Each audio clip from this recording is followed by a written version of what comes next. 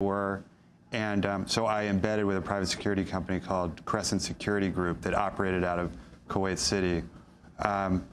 I traveled into Iraq with these people. Their primary mission was to protect supply convoys on Iraq's main highway. And so I traveled into Iraq. We traveled up to Nasiriyah, and then we traveled back to the Iraq-Kuwait border. I interviewed them. I found out what they were about. And one of the things that was most striking about this company was, in the book I call it basically the Kmart of private security, where, if you have Blackwater sort of at the high end of the security spectrum, traveling in heavily armored vehicles, working for the State Department, paying their contractors $20,000 a month, you had companies like Crescent Security Group who were paying their contractors $7,000 a month. They had a lot less experience. There were enormous problems with the company. I came home, before I'd even written my story, the people that I had spent time with were kidnapped on the same highway where we had been traveling. They were missing for 16 months, and last April their bodies turned up in southern Iraq. First, their fingers cut off. First, their fingers were delivered to the air base in Basra as evidence that, from an informant, that he knew where the bodies were. And then about a month later, the bodies were delivered to the air base at Basra. How did they get involved with these mercenary companies? You came to know these men well. Right.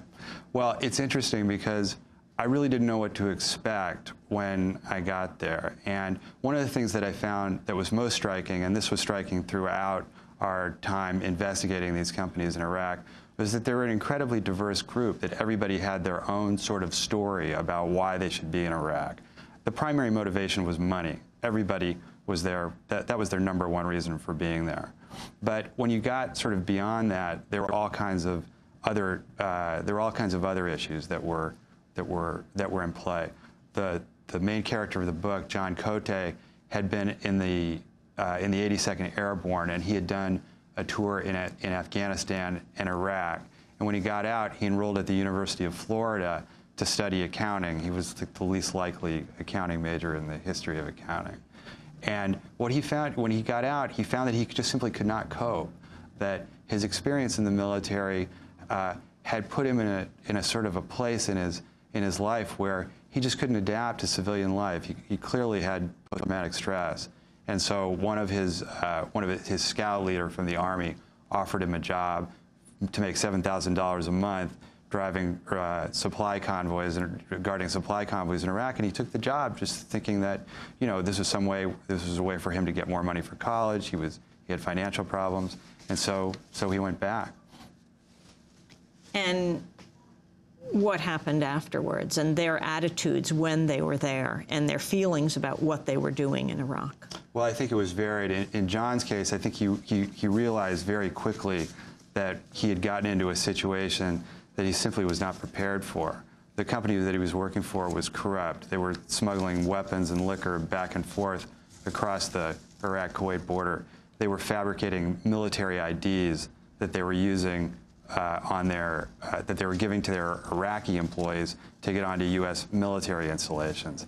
They were traveling in these pickup trucks in an extremely dangerous environment. And he decided to go home. After after 3 months, he decided he had enough and had told his friends and his family that he was planning to go home. But before he could, it was too late. Other guys I found simply thrived on the life. They were adrenaline junkies. They lived for this stuff. There was another guy that I met, John Young, who he had been in the Army. He was 44 years old. He had been in the Army in the 1980s.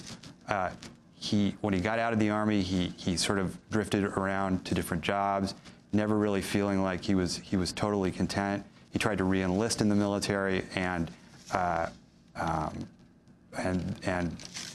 injured himself during basic training. And so when this job came along, he did it. And even after nearly getting shot in Baghdad, he still felt like, he said, "This is me. This is what I do." And I think there were a lot of people like that in Iraq, who were drawn by the opportunity. They were making, maybe 10 times as much money as they could have made in the United States. They were addicted to the action, and they took the job. You describe one guy from, I think it was Triple Canopy, talking about wanting to kill someone. Yeah, it's a chilling story, and I think it points up a lot of different issues. You know, he announced to it almost in an offhanded way.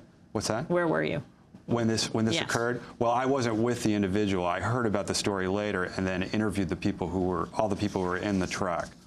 But he announced to his 3 colleagues that he wanted to kill someone, and then he went out on Baghdad's airport road and fired into the windshield of a taxi.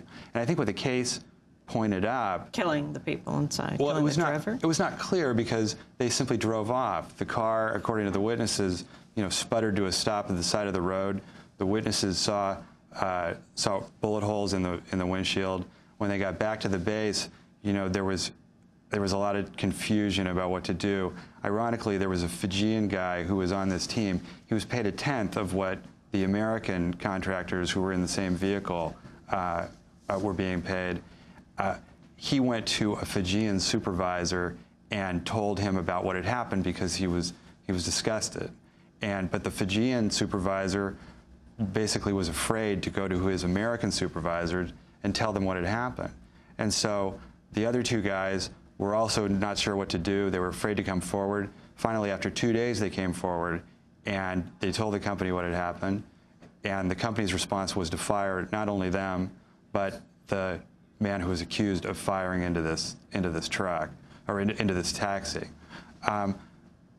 One of the things I think that case points up is that there was no legal mechanism to pursue it any further, nor was there any incentive for the company, really, to pursue it any further.